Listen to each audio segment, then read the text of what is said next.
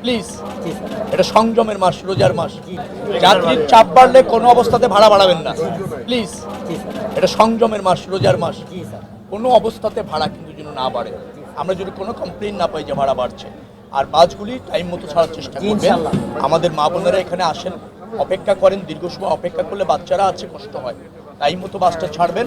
আর বিশেষ অনুরোধ হচ্ছে, যাত্রীর চাপ যতই বাড়ুক আপনারা নির্ধারিত ভাড়া নেবেন, ঠিক আছে? জলসিঁড়ি যাত্রীর চাপ কেমন আছে? মোটামুটি আছে, অর্থাৎ আজকে অফিসের পর চাপটা একটু বাড়তে পারে। তো আমরা চাই যাত্রীরা যদি কোনো হয়রানির শিকার না হয়, ভাড়া বাড়ানো বাড়তি না হয়। এখন তো আপনি কত নিচ্ছেন? আমাদের যার টিকিট আছে তাই। কত আছে? কত? 260 টাকা ভাড়া। আচ্ছা, রেগুলার যা টিকিট ভাড়া সেটাই নিচ্ছে। যাত্রীর চাপ বাড়লে কোনো অবস্থাতে ভাড়া বাড়াবেন না, প্লিজ। এটা সংযমের মাস, রোজার মাস। কোনো অবস্থাতে ভাড়া কিন্তু যেন না বাড়ে, আমরা যদি কোনো কমপ্লেন না পাই যে ভাড়া বাড়ছে। আর বাসগুলি টাইম মতো ছাড়ার চেষ্টা করবেন। আমাদের মা বোনেরা এখানে আসেন, অপেক্ষা করেন, দীর্ঘ সময় অপেক্ষা করলে বাচ্চারা আছে, কষ্ট হয়।